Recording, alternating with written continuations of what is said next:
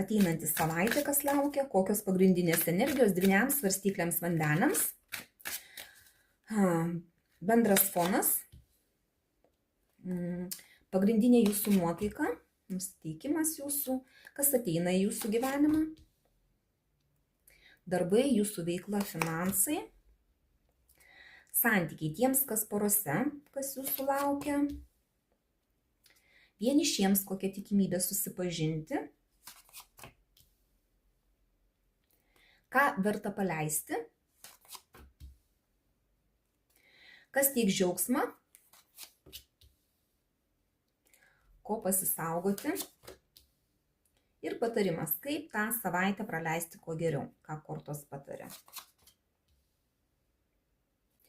Bendras fonas, monetų karalius, stabili savaitė bus, stabili, kas liečia finansus, galbūt ir tvarkysitės kai kurie jūsų finansinius reikalus, galbūt darysite kažkokius tai pirkinius, tokius truputį jau labiau apčiuopiamus, didesnius, nekasdieninius.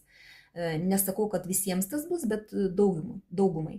Žodžiu, finansinius klausimus galite spręsti kažkokius, tai galbūt padėti net ir savo šeimos nariams finansiškai, nes daugam gali būti, galbūt netgi bendrausite su žmonėmis, kurie galbūt jums irgi gali finansiškai padėti arba bent jau patarimais kažkokiais tai padėti.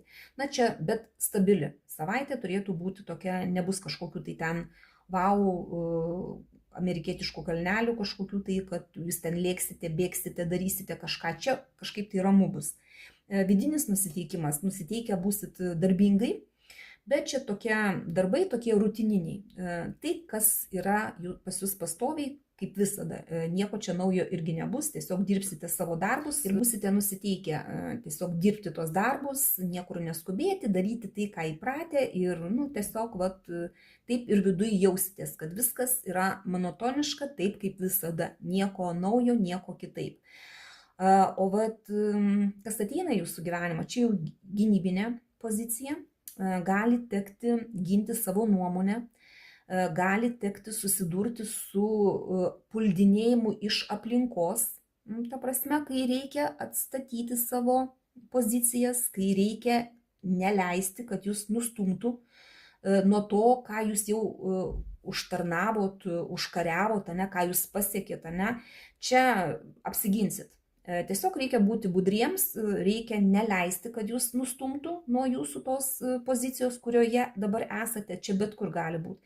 Tiek bendraujant su žmonėmis gali būti kažkokie puldinėjimai, kabinėjimaisi, tiek darbuose jūsų galbūt irgi kažkas, jūs pasiekėt kažkokį tai lygį, nori jūs nustumti konkurentai, netgi kolegos, kurie ale kolegos, tie, kurie pavydi, nes visą laiką yra pavydas, kai pasiekėte kažką tai aukščiau už kitus. Tai reikia tiesiog turėti tai minty, kad pas jūs kitą savaitę gali būti kažkas tai tokio. Jūsų darbai, jūsų finansai, tai čia toksai laimingas arkanas, darbe su kolegomis yra geri santykiai, galbūt netgi šventimas kažkoks, pasisėdėjimas gali būti kai kam. Pinigų nebus tiek labai daug, bet užteks ir švęsti. Ta prasme, nebus taip, kad pinigai tik tai tiek, kiek reikia jūsų tom visom pastoviom išlaidom. Čia dar galėsite ir kažkokią šventę savo pasidaryti. Tai tiesiog taip, darbiniai santykiai gražus.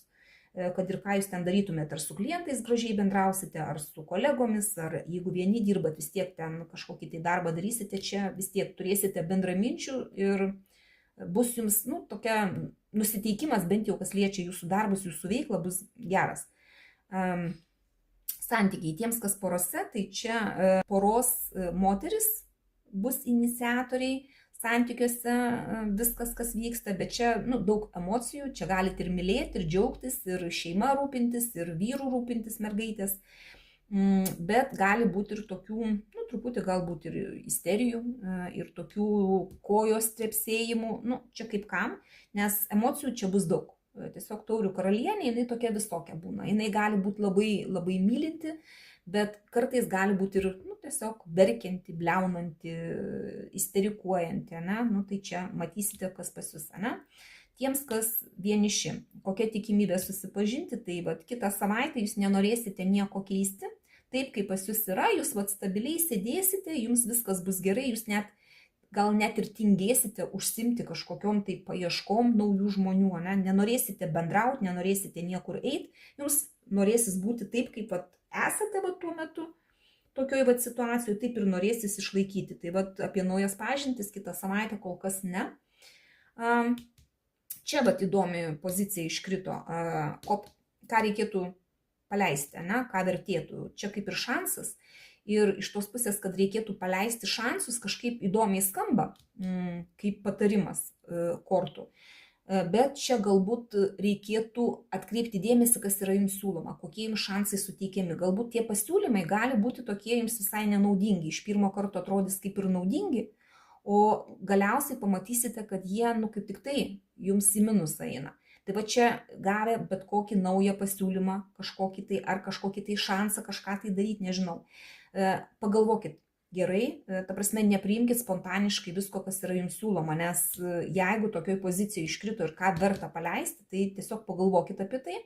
Taip pat nepriimkit dovanų, kažkokių tai iš neaiškių žmonių, kad paskui nebūtų taip, kad gavote dovaną ir tuo pačiu jūs tampate kaip ir priklausomi grąžinti tą dovaną dvigubai, kada nors vėliau, kada jūsų paprašys arba kreipsis jūs dėl kažko tai. Tiesiog pagalvokit apie tai, kas gali pas jūs būti aplinkui. Ta prasme, nepamirškit to. Jeigu susidursit su tokia situacija, tai prisiminkit, ką kortos bent jau pataria. O paskui, aišku, bet kokiu atveju sprendimus priimat jūs, bet tiesiog čia tokioj pozicijoje tai geriau neskubėti. Kas teiks džiaugsmo? O čia jau visi, kaip sakant, žemiški malonumai teiks džiaugsmą. Galite ir alkoholio pavartoti, galbūt netgi ir su kolegom švęsti.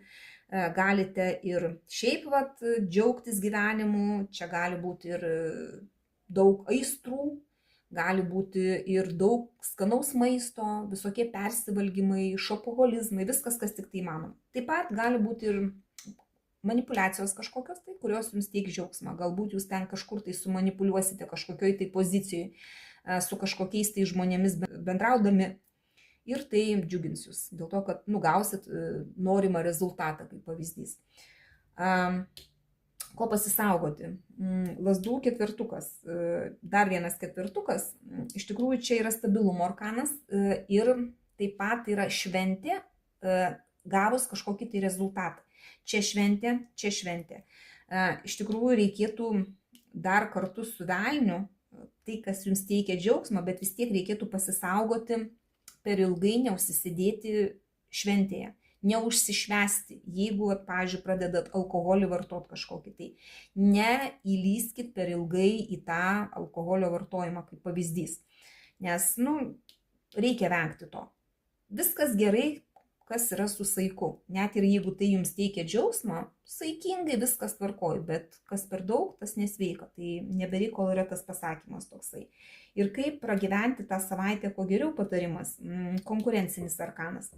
Jeigu papulsit kažkur tai, kažkas tai į tokią situaciją, kai reikės pakovoti už save, kai reikės apginti savo nuomonę, kai reikės galbūt, nežinau, čia kai kuriems gali net ir elementariausios varžybos kažkokios būti, kažkur tai sudalyvauti kažkokiam konkurse. Nepadėkit, kaip sakant, nesudėkit lastų anksčiau laiko.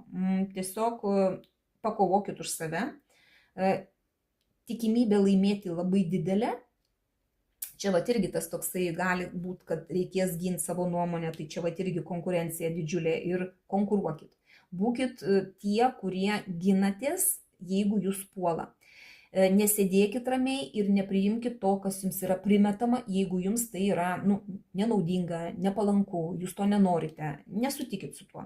Jeigu ir priminės, atsimušinėkit, žodžiu, ir čia labai turit didelę tikimybę gauti to, ko jūs norite, laimėti, nes čia visi kaip ir lygus toj kovoj, tiesiog reikia nesudėti rankų.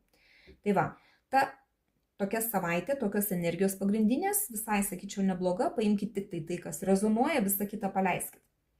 Dėkoju už jūsų laiką, širdutes ir iki sekančio karto.